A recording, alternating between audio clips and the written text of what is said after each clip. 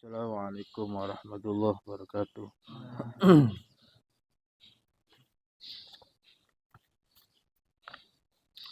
Wa ma syafaati Rasulillah.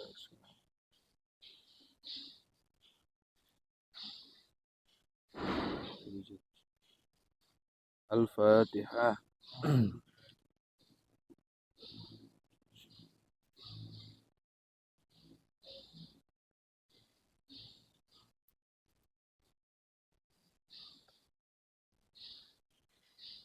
Bismillahirrahmanirrahim. Qala al-mu'allifu rahimallahu ta'ala wa qala Ibnu Hajar. Bismillahirrahmanirrahim. Wa qala lan dawuh sapa Ibnu Hajar.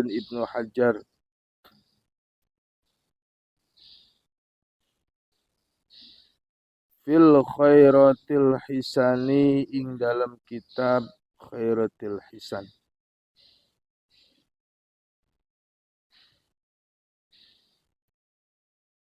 Kana ana sapa al-Imam Syafi'i, Imam Syafi'i.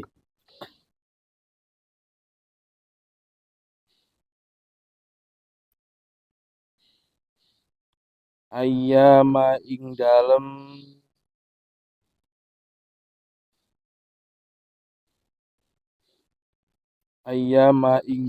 dinane, dalem pira-pira dinane.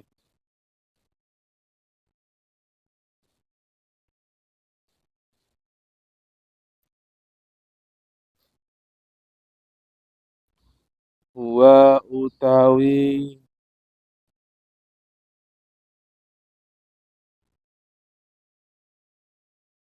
al-Imam Syafi'i iku bi Baghdad ing dalem tanah Baghdad.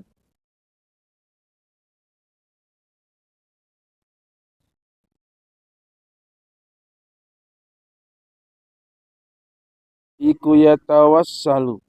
Khobar namanya khobar sani. Khobarnya ada, khobarnya dua. Alfiyah. Iku yatawassalu gawe lantaran. Tawassul. Sapa Asy-Syafi'i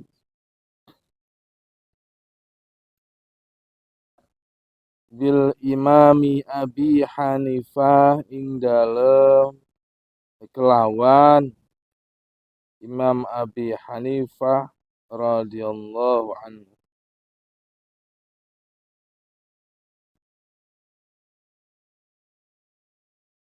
Radhiya muga-muga ngridoni sapa Allah Gusti Allah anhu saking Abi Hanifah. Yaji'u teka sapa Asy-Syafi'i ila darihi maring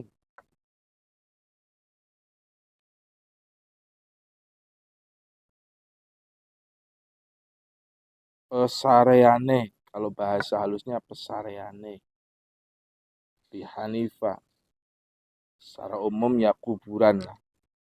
Kuburannya Abu Hanifah.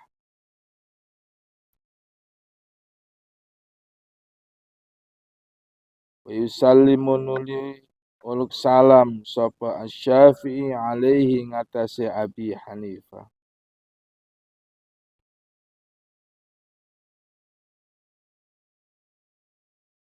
Wa yatawassalu lan gawe tawassul gawe lantaran sapa Asy-Syafi'i ilallahi maring Gusti Allah taala. Ilallahi ta'ala maring Gusti Allah ta'ala bihi kelawan Abi Hanifah fi qada'i hajatihi ing dalem nekani hajate Asy-Syafi'i.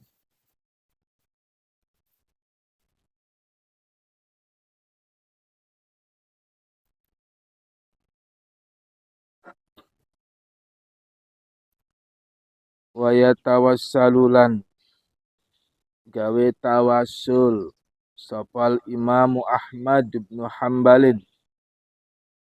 Imam Ahmad bin Hambal madhab Hambali Bi imamina kelawan imam kita rupane Asy-Syafi'i.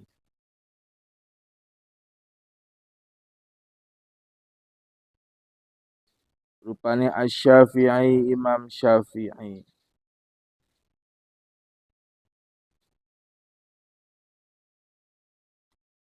Wa ukhbira lan den paringi khabar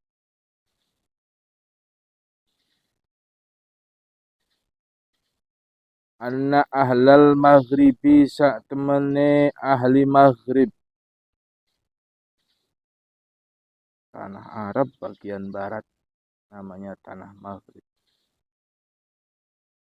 iku ida kanat ing dalem nalikane ana iku ida kanat ing dalem nalikane ana lahum kaduwe ahlal maghrib apa hajatun hajat kebutuhan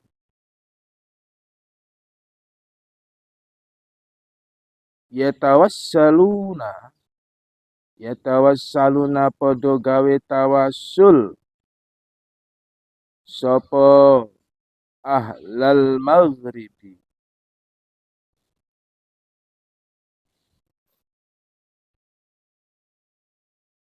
ilallahi maring Gusti Allah bi imami malikin kelawan Imam Malik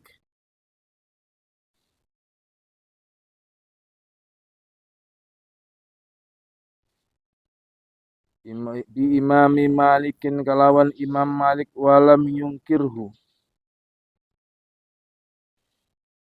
lan orang ngingkari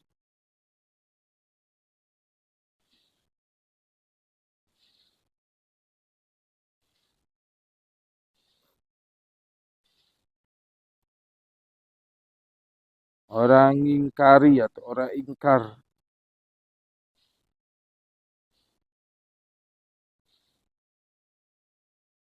ing Ahmad bin Hambal sapa al Imam Syafi'i Imam Syafi'i bal sodaqahum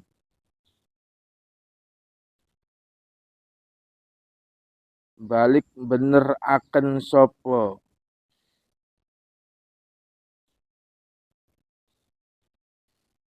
balik beneraken sopo Syafi'i ing ahlal maghrib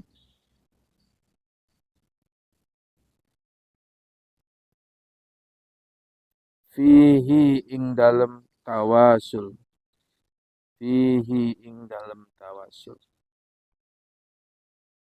Bismillahirrahmanirrahim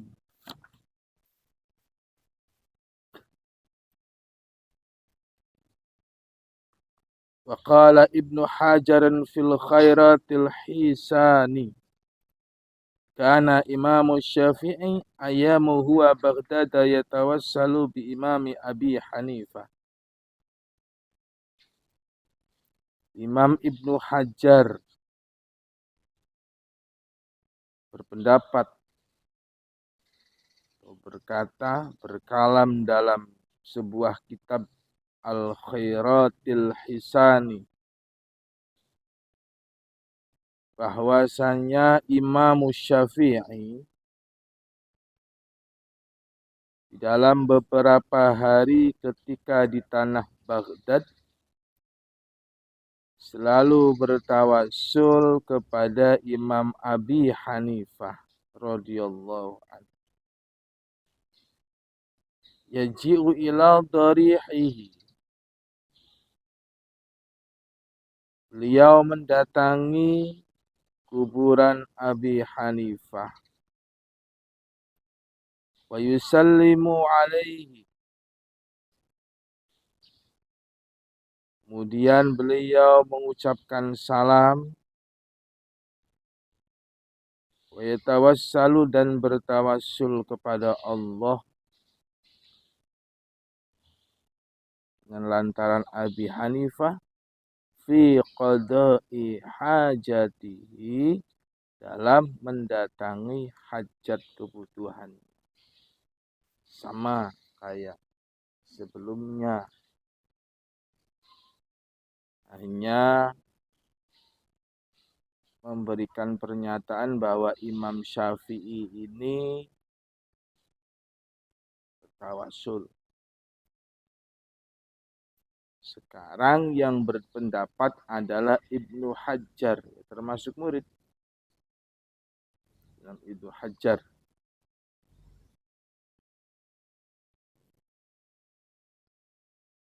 Ya murid lah, murid Imam Syafi'i ya, walaupun nggak langsung.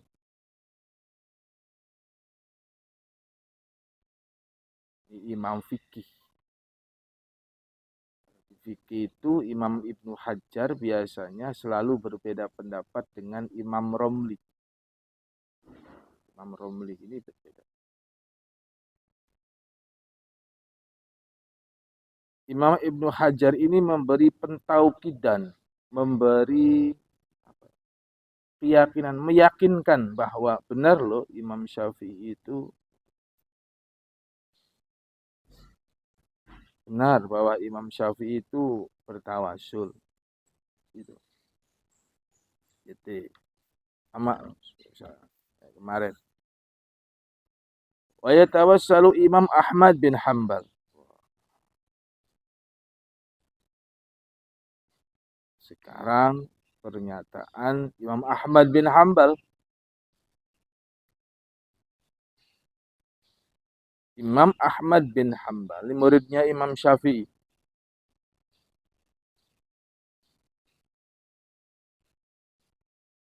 Bertawassul kepada Imam Syafi'i. Pada gurunya berarti. Berarti diperbolehkan seorang murid bertawassul kepada gurunya, baik masih hidup ataupun sudah mati. Seperti Imam Ahmad bin Hambal yang bertawassul kepada gurunya Imam Syafi'i. Ini gurunya. Ahmad bin Hambal ngaji 6 bulan di Maroko. Ketika Imam Syafi'i di Maroko atau Turki. Imam Syafi'i di situ 6 bulan. Dan sudah pernyataan beberapa ulama. Imam Syafi'i memperbolehkan, Imam Ibnu Hajar memperbolehkan. Sekarang Imam Ahmad bin Hambal yang membolehkan. Kenapa yang dijelaskan ini Imam Syafi'i, Imam Syafi'i? Karena kita bermadhab Syafi'i, supaya yakin madhab itu pilihan. Hanya ada 4 ini. Keluar dari madhab 4. Syafi'i, Maliki, Hambali, Hanafi ini bukan Ahlus Sunnah wal Jamaah. Kan? Pernyataan Imam Ahmad bin Hambal sebagai muridnya menyatakan bertawassul. Itu. Kalau yang ngomong orang lain kan bisa jadi percaya atau enggak. Lah ini yang ngomong muridnya masih enggak percaya. Gitu loh. Masih enggak percaya. Ini muridnya. Hubungan batin antara seorang murid dan seorang guru tidak boleh terputus. Layaknya anak dengan orang tua.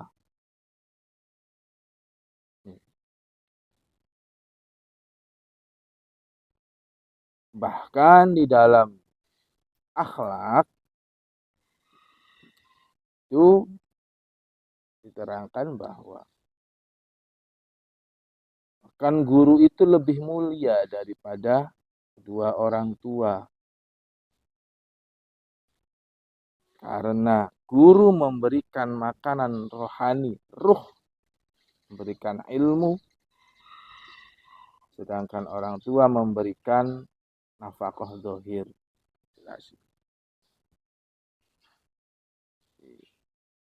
Kalau makanya kita Imam Syafi'i berkata, Imam Syafi'i berkata seperti ini. Kalau kamu punya dosa dengan orang tua, kemudian kamu bertobat, hilanglah dosamu. Tapi ketika kamu punya dosa dengan gurumu, la yamhuna bisyai'in. Tidak ada perkara yang bisa menghapus kualatmu seumur hidup. Apes kan ya? Itu. Seumur hidup, hati-hati. Kalau kamu ngelanggar, kemudian ketahuan, harusnya bersyukur. Ditazir, dihukum, harusnya bersyukur. Karena dosamu selesai itu. Kalau dosamu nggak ditakzir di pondok, pulang ke rumah jadi alumni, masih punya sangkutan dosa di pondok. Wah, ini pengaruh dengan kemanfaatan dan keberkahan ilmu. Mau nggak mau seperti itu dunia pesantren. Ya nggak pesantren ya mas, ya bakal percaya begitu. Tapi di dunia pesantren itu ada. Ya annal ma'had mazra'atul masyarakat. Karena pondok pesantren itu adalah lahan bercocok tanam kelak di masyarakat. Di masyarakat, kalau di pondoknya benar, pulang ke rumah panen. Nah, ini sekarang kita lagi nanam, jangan ngantuk nanti tanamannya reject tuh. Ya, lagi nanam ini. Oh, orang nanam ngantuk. Harusnya mundur, miring deh. Repot gitu. Lagi nanam. Awas ya. Orang pesantren sedang jihad fi sabilillah, sedang berperang. Dalam berperang, kita itu diharamkan ketika dalam keadaan perang, di dalam barisan perang, menghadapi musuh, kemudian kita keluar dari barisan perang itu, hukumnya haram. Pesantren belum selesai, kok keluar? Haram. Dikiaskan. Barisan perang, kok keluar? Jangan ngantuk, ketembak perang kok ngantuk. Perang lo. Tusuk dari belakang. Imam Syafi'i. Jadi halaqah batiniyah. Imam Ahmad bin Hambal dengan Imam Syafi'i. Sekalipun Imam Syafi'i sudah wafat, maka pelantara halaqahnya adalah bertawasul. Kalau anak dengan orang tua selama masih hidup harus taat, patuh. Apakah nanti setelah orang tuamu meninggal terus kepatuhanmu selesai? Tidak. Kamu bertawasul, ziarah, sudah wajib. Wajib ziarah ke orang tua. Karena bentuk ketaatannya selama masih hidup, terus kemudian mati tidak akan terputus. Ya itulah caranya. Sudah wajib sudah. Kalau anak. Apalagi murid. Wah ya harus ziarah. Jadi kamu kalau ustadz mati, kamu ziarah. Ziarah. Ini sudah alumni. Main ke pondok aja malu. Kenapa malu? Malu. Nggak ada hidungnya. Malu. Datang ke pondok silaturahim. Itu. Lalu datang ke rumahnya. Guru. Wajib. Makanya hati-hati loh. Ya. Hati-hati. Itu Imam Ahmad bin Hambal, Imam Syafi'i. Imam Syafi'i ziarah kepada Imam Abi Hanifah. Imam Ahmad bin Hambal ziarah kepada Imam Syafi'i, murid. Wa ukhbiru anna ahlal maghrib, dan aku dikabarkan sesungguhnya ahli maghrib, tanah maghrib, idza kanat lahum hajatun yatawassalu ila Allah bi Imam Malik. Sekarang Imam Malik. Bahwasanya ahli maghrib, tanah maghrib, jazirah Arab, sebelah barat maghrib, masyrik wal maghrib, Turki termasuk maghrib, bahwa ahli maghrib ketika tertimpa hajat, untuk hajatnya supaya terkabul, mereka bertawassul kepada Allah di Imam Malikin, dengan pelantara Imam Malik. Sekarang Imam Malik, empat madhab itu. Imam Malik gurunya Imam Syafi'i di negara Kufah. Murid kesayangan Imam Malik itu Imam Syafi'i. Paling kecil. Yang lain tua-tua, muridnya tua-tua. Nanti yang paling kecil Imam Syafi'i itu. Umur 7 tahunan itu Imam Syafi'i sudah mondok sama Imam Malik. Paling kecil. Ya, masih sering nangis di pondoknya, nggak betah, inget di rumah, biasa. Imam Syafi'i juga begitu. Apa? Ngaji bulan puasa. Yang lain puasa. Imam Syafi'i kecil itu bawa minuman. Bulan puasa, pagi-pagi, ngaji habis subuh, bawa kopi deh. Bawa minuman. Ditegur sama senior, wahai Syafi'i, ini bulan puasa loh. Kamu malah nggak puasa. Aku kan belum balik, Mbak. Aku kan belum balik. Bukan kan batas balik seorang laki-laki 15 tahun. Aku baru 7 tahun. Tapi pinter. Kecil, pinter. Yang kecil-kecil itu harus pinter. Syafi'i. Itu sudah menjadi imam madhab.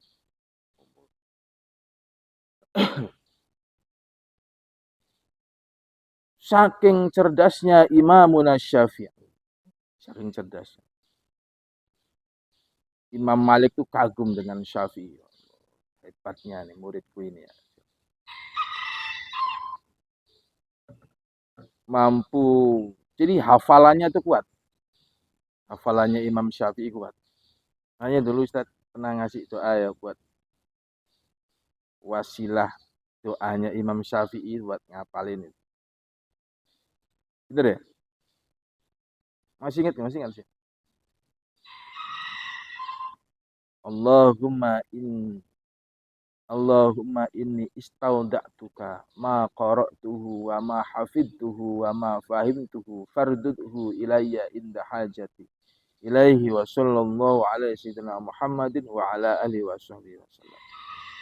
Allahumma wahai Allah, inni istauda'tuka, aku berdoa kepadamu, ma qara'tuhu, dengan apa yang aku baca, wa ma hafidtuhu, dan dengan apa yang aku hafal, wa ma fahimtuhu, dan dengan apa yang aku faham, fardudhu ilayya, kembalikanlah semua kepadaku, indah hajati, ketika aku butuh. Ya Allah, kalau aku butuh hafalan, bacaan kemarin-kemarin balikin lagi, ya. Ketika ujian ingat semua. Indah hajati, ketika aku butuh, ilaihi, atasnya. Sallallahu alaihi Muhammadin wa ala alihi wasallam. Cerdasnya ini murid Imam Malik Syafi'i. Sampai kagumnya Imam Malik kepada muridnya Syafi'i. Sepinter apa sih ini anak? Katanya di sana punya majelis pengajian juga ini Syafi'i. Di samping beliau belajar ke Imam Malik, sudah punya murid 1 minggu sekali. Itu sudah menerima panggilan pengajian.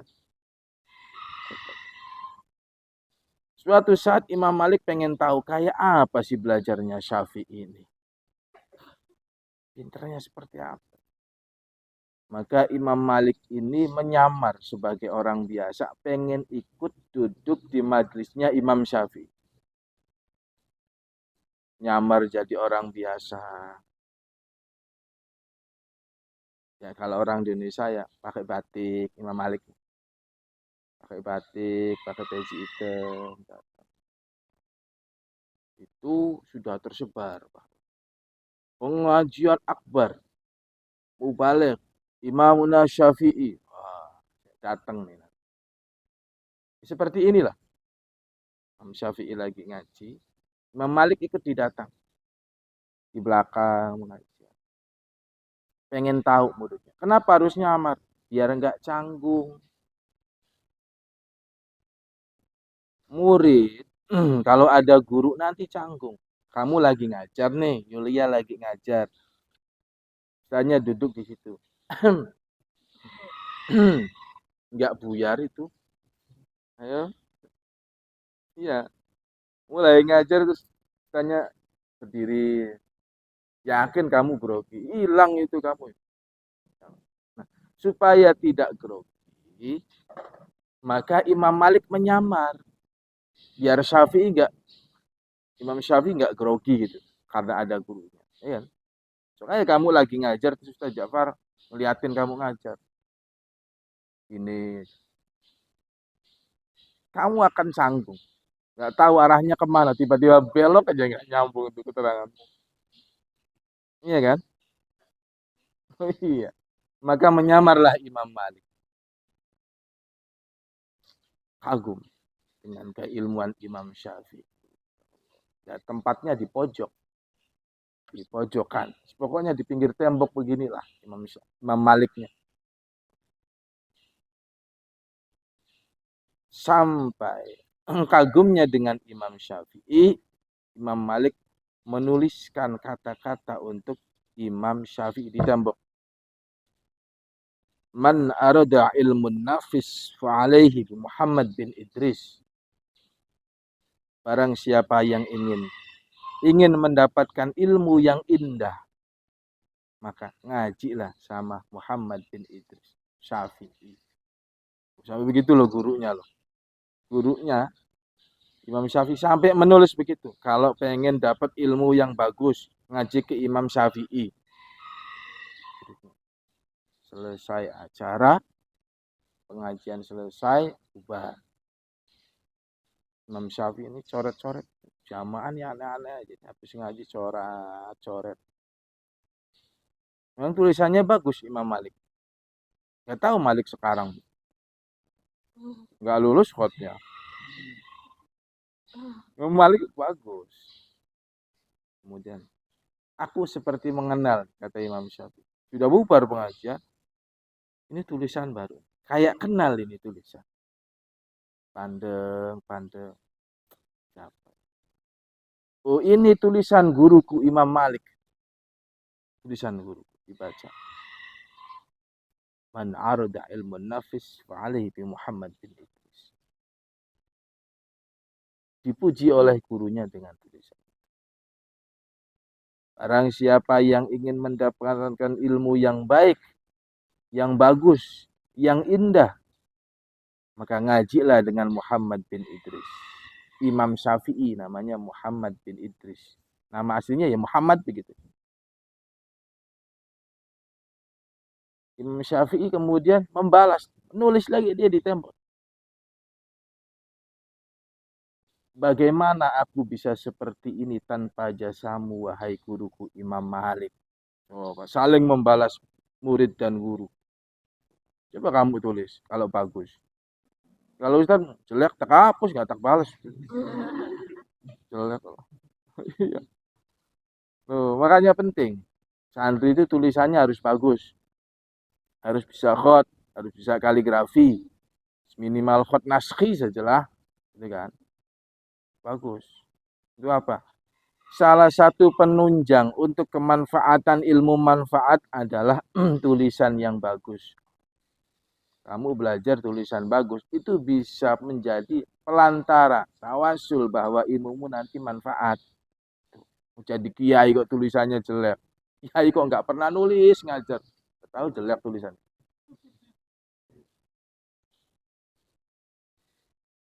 Kamu jadi kiai, tulisanmu jelek. Santrimu gimana gitu? Pak Yayanya nggak lulus ya pas ngaji khot. Akan menjadi fitnah, jadi omongan buruk, jadi nggak manfaat. Ya ayo ngajar nggak pernah nulis. Ada lagi kiai yang nggak pernah ngajar, tetap ngawur. Ini hati-hati. Jadi, makanya di sini diajarkan kamu untuk belajar khot, kaligrafi. Sampai khot apa sih? Sekarang sampai khot apa? Masih nasri ya? Khot sufi. Pelajari. Ada 13 khot. Lu, itu nggak ada. Sekarang harus bagus tulisannya. Jadi nggak malu kalau nulis-nulis tuh nggak malu. Nggak pernah nulis. Imla terus kalau ngajar. Wah, ya repot ini. Ada lagi yang nggak pernah diimla. Tapi kalau ngaji, bagian kitab, harusnya pengennya langsung di kitab. Ya karena tulisannya jelek itu. Ini tulisan santri harus bagus. Ya, tulisannya harus bagus. Kan Imam Syafi'i, Imam Malik itu bagus tulisannya. Makanya Imam Malik pede lah, muji muridnya di tembok ditulis tuh pede. Kalau tulisannya jelek, ya nggak pede.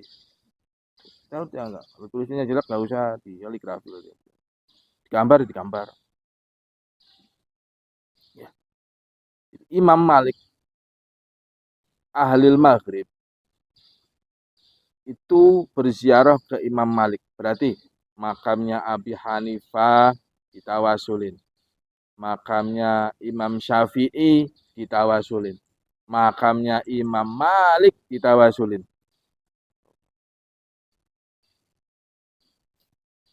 Madhab. Walam yungkirhu al-imamu Syafi'i bal sadaqahum bihim. Imam Syafi'i tidak mengingkari itu. Ketika gurunya, di makam gurunya banyak orang yang berziarah. Tidak, jangan musyrik, sesat, jangan minta ke kuburan. Bukan begitu. Tidak mengingkari malah Imam Syafi'i. Perbolehkan. Maka berwasilah dengan para alim, dengan para soleh, itu diperbolehkan. Itu umur-umur tawasul nggak pernah. Kadang punya tawasul nggak bersanad. Ada yang seperti itu. Banyak kan. Ada yang aneh lagi tuh yang bertawasul la hadrati. Terus kesurupan jadi macan itu. Ada yang begitu kan? Silat sendiri, itu bohong, itu setan itu. Masa bertawasul pada orang soleh terus jadi macan? Macannya siapa? Bukan. Tawasul itu bukan untuk seperti itu, bukan. Belajar ilmu hikmah. Hikmah bukan seperti itu. Kasih tahu nih penyakitnya santri-santri, anak-anak muda biasanya seperti itu. Pengen gagah, pengen bisa ini, pengen bisa itu. Ini sudah zaman modern, bos. Ya. Hikmah itu bukan kekebalan. Bukan anti tembak, anti baca. Enggak ngaji kok. Ada kan? Enggak ngaji, tapi bisa begitu. Bukan hikmah. Hey. Rasulullah Shallallahu Alaihi Wasallam perang Uhud, kena panah, nembus. Rasulullah loh nembus, kena panah, nembus. Terus ada umatnya Rasulullah nggak nembus ditembak, nggak nembus di panah, ngaku umatnya Rasulullah, nggak, itu umatnya Limbat itu.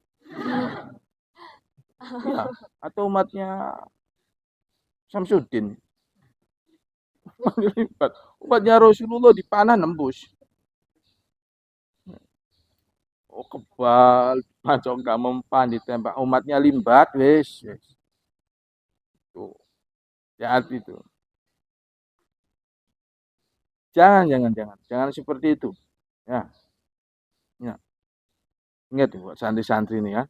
Kan gampang, santri-santri itu kadang gampang terpesona dengan fadilah itu. Ya, kamu taat saja dengan Allah, dengan syariat yang diperintahkan. Dengerin, santri yang pengen punya keistimewaan. Gak usah belajar di padepokan-padepokan. Ilmumu yang ada itu sudah cukup. Caranya bagaimana? Taatlah kepada Allah dengan syariatnya. Kalau kamu taat kepada Allah, Allah senang akan memberikan hadiah sama kamu berupa keistimewaan. Keistimewaan dari Allah yang diberikan oleh kepada orang-orang yang beriman namanya ma'unah. Ini adalah hadiah. Wes nggak usah tirakat-tirakat di atas gunung, di kuburan, di buyut apa itu. Ya itu si muridnya limbat yang begitu sih. Syariat ilmu yang kamu dapatkan, kamu manfaatkan, kamu sebarkan, taat kepada Allah, ibadahnya ditingkatkan. Nanti Allah senang ngasih hadiah. Keistimewaan yang dimiliki oleh orang-orang yang beriman itu hadiah karena ketaatannya kepada Allah. Tidak usah belajar aneh-aneh. Nah, di sini sakti-sakti sendiri. Ya, orang sakti itu bukan orang yang punya kesaktian, kehebatan, ditembak nggak mempan, dibacok nggak mempan. Bukan seperti itu. Orang yang hebat, orang yang sakti, orang yang selalu berupaya untuk melawan hawa nafsunya, memerangi hawa nafsunya, mujahadatun nafsi. Ini peperangan yang sangat besar. Terlebih kamu sudah diamanatin ilmu oleh Allah, kamu harus bisa intisyarul ilmi, menyebarkan ilmunya. Yakin itu, 100%. Kamu akan mempunyai keistimewaan. Oke. Kiai Maimun Zubair itu bisa makrifat karena syariat. Karena syariat. Ya usah torekat-torekat tanam sudah. Sudah. Punya apa yang sudah didapat aja. Sudah top itu. Enggak. Pengen ini, pengen itu sih. Nggak usah. Dengar ya. Oh, kita umatnya Rasulullah. Jadi pengen bukti ini umat Rasulullah. Gampang. Kalau di pisau mempan, yakin itu umat Rasulullah. Terus mempan sakit, berdarah umat Rasulullah. Enggak mempan, umatnya limbat. Ya. Wala yungkirhu al-imam syafi'i bal sodaqahum fi. Orang-orang Maghrib yang berziarah kepada Imam Malik, Imam Syafi'i tidak mengingkari itu. Bal sodaqahum fi. Berbalik bahkan Imam Syafi'i membenarkan. Bagus. Bertawasul. Sodaqahum. Teruskan. Teruskan. Bagus. Sunnah dibenarkan. Kata Imam Syafi'i. Sudah. Imam kita, Imam Syafi'i sudah mengatakan boleh dan membenarkan. Makanya santri jangan pernah putus wasilah tawasul kepada Imam Syafi'i kalau pengen ilmunya bermanfaat. Ya, pengen cerdas, pinter, ya cerdas, pinter. Oh, selalu bertawasul kepada Imam Syafi'i. Habis sholat dibaca susun Imam Syafi'i Al-Fatihah. Itu susuan Imam Syafi'i. Itu standar aja masih wasilah sama Imam Syafi'i. Masa kamu enggak? Masih sampai sekarang sering. Makanya kan pinter kan. Ya, pinter. Kamu sudah dapat ilmu itu sudah luar biasa. Luar biasa. Jangan takut. Orang yang membawa ilmu, Allah akan menjamin seluruh kebutuhannya dan masa depannya dijamin sama Allah. Jangan takut. Nggak bisa kerja, takut masa depan seperti apa, nggak usah kamu dipikirkan seperti itu. Fokus saja orang yang berilmu itu untuk bagaimana ilmunya bermanfaat, itu aja sudah selesai. Ustaz punya majelis, mau bikin tempat. Waktu itu masih sedikit, ditegur sama Kiai. Far, dalam berjuang menyebarkan ilmu, jangan kamu campurkan akhirat dan dunia. Maksudnya gimana? Tidak usah kamu memikirkan santrimu harus banyak, muridmu harus banyak. Yang penting bagaimana manfaat dulu ilmumu. Tidak usah bikin bangunan yang megah dulu.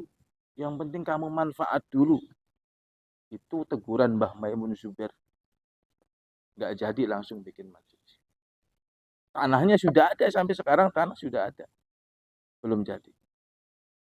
Kok mikirin bangunan? Bangunan itu dunia.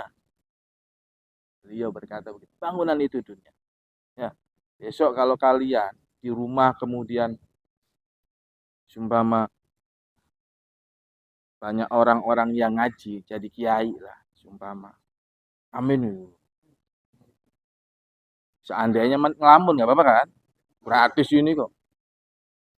Kamu tidak usah cepet-cepet pengen punya bangunan. Cepet-cepet banyak muridnya nggak usah. Ilmumu dulu manfaat. Bangunan dunia. Banyak murid dunia. Jangan dicampur dengan. Mau nggak? Mau itu omongan kiai. Omongan Mbah Maimun Zubair. Tapi kan biasanya ada. Kita buktikan ini siapa yang benar. Ya. Jadi tidak usah pusing dengan masa depan, yang penting manfaat dulu ilmunya. Kamu pikirkan itu aja dulu. Ilmu manfaat dulu. Usah aneh-aneh pengen, apalagi pengen jadi imbat, punya ilmu begini enggak. Usah. Ya. Nanti ilmumu itu yang akan bisa menjadikan apapun. Santri tidak usah pusing. Besok di rumah mau jadi apa. Asalkan ilmunya bermanfaat, kamu bisa menjadi apa saja. Oke? Yang ngantuk oke? Wallahu a'lam.